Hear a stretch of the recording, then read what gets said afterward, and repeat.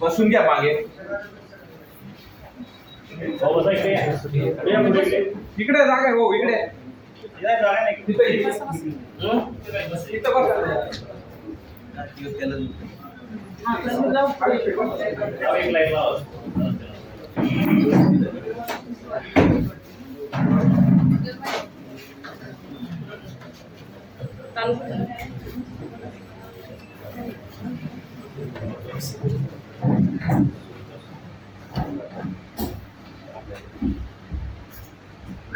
Hello, नमस्कार.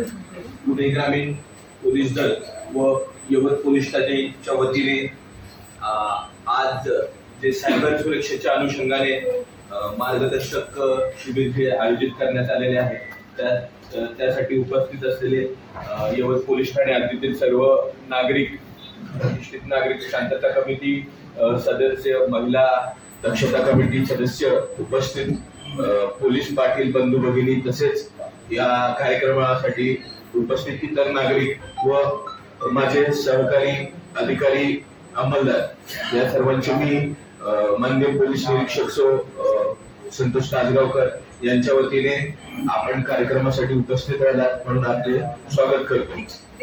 आजचा हा कार्यक्रम अत्यंत महत्वाचा आहे. आपण सर्व आजचं डिजिटल युग आहे असं आपण सर्व नेहमीच म्हणत असतो. म्हणजे लहान मुलांपासून ते ज्येष्ठ नागरिकांना आजच्या युगामध्ये नेहमीच आपल्याला कोणता मोबाईल, युट्यूब असतील, सोशल मीडिया असतील, तुमचं बँकिंग असेल, सरकारी योजना असतील किंवा इतर काही गोष्टी असतील, तर या माध्यमातून आपल्या सगळ्यांचा डिजिटल माध्यमांशी संपर्क येत असतो. आणि जग डिजिटल माध्यमांमुळे जग हे अत्यंत जवळ आलेले व छोटं झालेलं आहे. तर जसं एका क्लिकवरती आपल्याला ज्या सुविधा उपलब्ध होत आहेत त्याचप्रमाणे या डिजिटल माध्यमांचे काही तोटे देखील आहेत.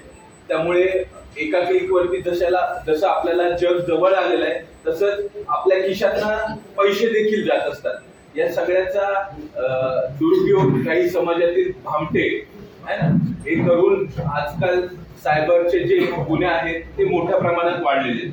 म्हणून माननीय पोलीस अधीक्षक यांच्या मार्गदर्शनाखाली व पोलीस निरीक्षक यांच्या मार्गदर्शनाखाली आजचे आपण लेक्चर आयोजित केलेले आहे. कार्यक्रमाच्या सुरुवातीला माननीय पोलीस निरीक्षक तासगावकर यांना विनंती करतो की त्यांनी आपल्या सर्वांना 2 मिनिटं मार्गदर्शन करावे आणि त्याच्यानंतर आपण सायबर सुरक्षा आणि कोणत्या प्रकारे सायबर जे फ्रॉड करणारी लोक आहेत ते कशा प्रकारे आपल्याला गुन्हे करतात व त्याच्यापासून आपल्याला कसं वाचलं पाहिजे याचं पुढचं मार्गदर्शन मी करेनच. पण त्यापूर्वी माननीय पोलीस निरीक्षक यांना विनंती करतो की आपण 2 मिनिटं प्रस्तावित करावे.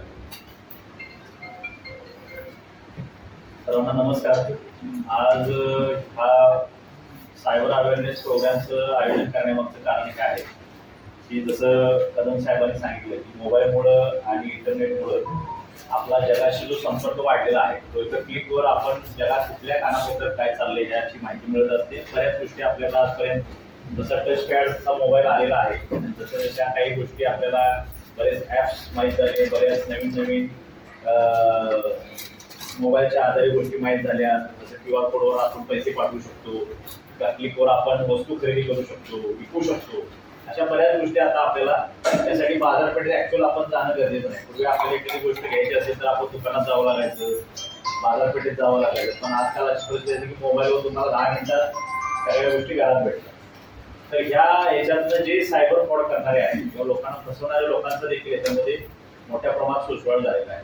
काही राज्यांमधली गावाच्या गावं हेच धंदे करत असतात. दिवसभरात तुम्हाला कॉल करणार, तुम्हाला OTP सांगा म्हणणार किंवा कुठल्या गोष्टीतून तुम्हाला फसवणार. आणि बऱ्याच लोकांना ह्या गोष्टीचं ज्ञान असते की सायबर फ्रॉड करणारे लोक फसवणूक कशी करतात ते माहीत होण्यासाठी आणि जसं आपण म्हणतो precaution is better than cure, म्हणजे आजार व्हायच्या अगोदर आपण त्याच्यावरती उपाययोजना काय आहे ही जर आपण अगोदरच माहीत असेल तर भविष्यात आपल्याला आपल्या अकाउंटवर जे पैसे आहेत, आपली जी कष्टाची कमाई आहे किंवा आपल्या काही गोष्टी असतात ज्या प्रायव्हेट असतात, मग फोटो असतील, काही आपल्या प्रायव्हेट गोष्टी असतात, ह्या जगजाहीर होऊ नये किंवा त्याचा समोरचा व्यक्ती गैरफायदा घेऊ नये म्हणून आपण त्याच्यामध्ये अवेअरनेस कसा ठेवला पाहिजे, आपल्या आजूबाजूच्या लोकांना, आपल्या घरच्यांना, आपल्या आपतेष्टांना ह्या गोष्टीबाबत कसं अवगत केलं पाहिजे किंवा त्यांना याबाबत कसं माहिती सांगितली पाहिजे, यासाठी आपण हे सोशल सायबर अवेअरनेस नावाचा प्रोग्राम आपण इथं आयोजित केलेला आहे. तुम्ही समाजातले एक इन्फ्लुएन्स असणारे लोक आहेत, म्हणजे आपले पोलीस पाटील म्हणा, त्याचे सदस्य आलेले आहेत, पत्रकार काही आहेत, काही गावातले सामाजिक कार्यकर्ते आहेत, किंवा अजून तुमच्याशी तुमचा संपर्क लोकांशी मोठ्या प्रमाणात असतो. त्यामुळे सध्या आपण अशा लोकांना बोलवलं आहे की तुमच्याशी संपर्कात असणाऱ्या लोकांपर्यंत तुम्हीही आमची जी काही सायबर अवेअरनेसची जी प्रक्रिया सुरू केलेली आहे, माझी SP साहेबांनी आम्हाला या संदर्भात गाईडलाईन केलेलं, मार्गदर्शन केलेलं आहे की लोकांना तुम्ही या गोष्टी सगळ्या समाजातले जे ज्येष्ठ नागरिक आहेत, बऱ्याच वेळेला ज्येष्ठ नागरिक टार्गेट केले जातात, कारण मोबाईल कसा वापरावा, तर कीपॅडवरून टचपॅडवर अजून आपली जुनी पिढी जायला थोडा अवकाश आहे. त्यांना मोबाईल वापरताना कसा मोबाईल वापरला पाहिजे, एका क्लिकवर पण आपलं किती नुकसान होऊ शकतं किंवा एका टचवर सुद्धा आपलं किती नुकसान होऊ शकते, जुन्या ज्येष्ठ नागरिक लोकांना ह्या गोष्टी अजून माहिती नाही. तर तुमच्या मार्फतीने त्या गोष्टी तिथपर्यंत गेल्या पाहिजेत, म्हणून हा आपण सोशल अवेअरनेसचा प्रोग्राम घेतलेला आहे. त्याच्यामध्ये सायबर फ्रॉड कशा प्रकारे केले जातात, कोणत्या आधारे केले जातात, त्याच्यामध्ये सायबर फ्रॉडचे प्रकार काय काय आहेत हे तुम्हाला कळल्यानंतर तुमच्याच अवेअरनेस जागा झाला तर आमच्यापर्यंत जे येणाऱ्या तक्रारी त्या कमी होतील, तुमचाही त्याच्यामध्ये फायदा होईल.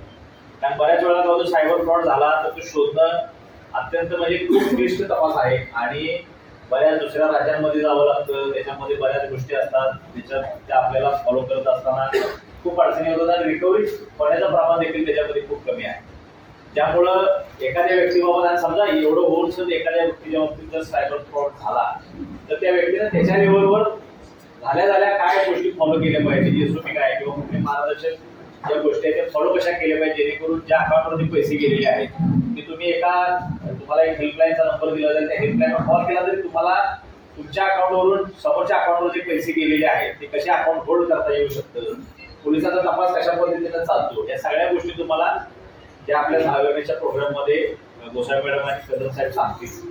आमचा उद्देश एवढाच आहे हे सायबर अवेअरनेसचा प्रोग्राम घेण्यामागचा, की आपल्या आजूबाजूमध्ये आता सध्या सायबर म्हणजे इथून पुढे भविष्यात मारामाऱ्या चोऱ्या ह्या घरात येऊन होण्यापेक्षा या ऑनलाईन चोऱ्यांचं प्रमाण सगळ्यात जास्त वाढलेलं आहे. हे आपल्यापर्यंत पोहोचलेलं नाही किंवा अजून आपण थोडासा ग्रामीण भाग आहे, तर तुम्ही शहरासारख्या पुणे शहर ज्या मेट्रोपॉलिटन सिटी आहे, ज्या स्मार्ट सिटी म्हणून आता ज्या उद्याला आहेत, इथं सगळ्यात जास्त प्रमाण फ्रॉडचं आहे. एक उदाहरण तुम्हाला सांगायचं झालं तर QR कोड स्कॅन करायला सांगतात, तो QR कोड वेगळाच असतो, किंवा बऱ्याच वेळेला तुम्हाला ऑनलाईन हे परचेस करा ते परचेस करा आणि तुम्हाला असं देऊ, ही माहिती देऊ किंवा ही वस्तू देऊ, आणि ती वस्तू येतच नाही, तुम्ही तर पैसे देऊन बसलेला असतात. बऱ्याच वेळेला शेअर मार्केटमध्ये गुंतवा, त्या गोष्टीवर लिंक करा, हे तुम्हाला दिलं जाईल, किंवा तुम्हाला एक मध्ये बघा कोरोना काळामध्ये लस दिलेली असेल किंवा ह्या गोष्टीचं माहिती घेऊन तुमच्याकडनं माहिती घेतली जाते आणि एक तुम्हाला नंबर दिलेला आहे, कोरोनाच्या काळामध्ये तुम्हाला हे गोष्टी मिळतील त्या गोष्टी मिळतील म्हणून तुम्हाला एक लिंक पाठवलं जाईल. लिंकवर क्लिक केलं की आपल्या मोबाईलचा सगळा कंट्रोल त्या समोरच्या व्यक्तीकडे जातो आणि त्यातनं तुमच्या सगळी माहिती समोरच्या व्यक्ती जोडत असतो, तुमच्या अकाउंटचे डिटेल्स पण त्यांना माहिती होतात. बऱ्याच वेळेला समोरचा माणूस रॅन्डम कॉल करत असतो, ते काय तुम्ही कोण आहात हे त्याला काही माहिती नसतं, त्याला त्या तुमच्या मोबाईलमध्ये त्याला फक्त ऍक्सेस पाहिजे असतो. तो समोरचा माणूस कोण मोठा अधिकारी आहे का गावातला शेतकरी आहे त्याला त्याशी काही घेणं नसतं, त्याला फक्त एवढंच माहिती पाहिजे असते की तुम्हाला एखादा नंबर त्याच्या नंबरवर आलेला असतो, तो नंबर त्याला मिळाला की त्याचं काम झालं.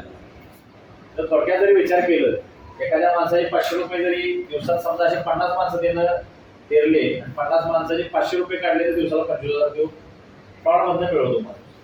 झारखंड, पश्चिम बंगाल, उत्तर प्रदेश अशा भागांमध्ये अशी बरीच गावाच्या गाव आहेत हेच काम करतात आणि तपास करताना ज्या अडचणी त्या आमच्या वेगळ्या आहेत, तुम्हाला सांगून तसंही त्याच्यातनं काय होणार नाही, आमचा आम्हाला तपास करायचा असतो. पण त्या गोष्टी व्हायच्या अगोदर तुम्ही त्याच्यातनं कसं अवेअरनेस झाला पाहिजे, तुम्ही या गोष्टींपासून कसं बचावलं पाहिजे, यासाठी आपण हा प्रोग्राम घेतलेला आहे. की मॅडम आणि साहेबांनी दोघांनी तुम्हाला या सगळ्या गोष्टी सांगितल्यानंतर तुमच्या काही शंका असतील तर शंकाही विचारा, जेणेकरून तुमच्या डोक्यातनं त्या शंका जातील आणि तुम्ही तुमच्या मेन मुद्दा आहे की तुमच्या घरच्यांना या गोष्टी तुम्ही सांगितल्या पाहिजेत, त्यानंतर तुमच्या मित्रांना या सगळ्या गोष्टी सांगितल्या पाहिजेत. तुमच्या गावामध्ये जे लोक आहेत, ज्येष्ठ नागरिक असतील किंवा जे तुमच्याशी कनेक्टेड आहेत, तर त्यांना या सगळ्या गोष्टी तुम्ही शिकवल्या पाहिजे की हे अशा पद्धतीनं करणं गरजेचं आहे. हा अवेअरनेस सगळ्यांपर्यंत गेला तर आपल्याला सायबर फ्रॉडच्या गुन्ह्यावरती बऱ्यापैकी प्रमाणात आळा घालणं सोपं. यासाठी आपण हा प्रोग्राम आता सध्या आपण तुमच्या लेवलवर आहे, नंतर आपण जो शाळांमध्ये घेणार आहे, गावांमध्ये देखील घेणार आहे, महिला बचत मंडळ आहे तिथेही आपण घेणार आहे, हळूहळू आपण तो वाढवणार आहे. सध्या फक्त आपल्याला तुम्ही समाजात फिरत असताना बरेच गोष्ट तुमच्या लोक ऐकत असतात, तुमचा इन्फ्लुएन्स असतो समाजामध्ये, म्हणून आम्ही तुम्हाला सांगतो तुम्ही थोडं ते आमच्या वतीनं अजून थोडं अवेअरनेस थोडं करावा ही एवढे याच्यामध्ये माफक अपेक्षा आहे.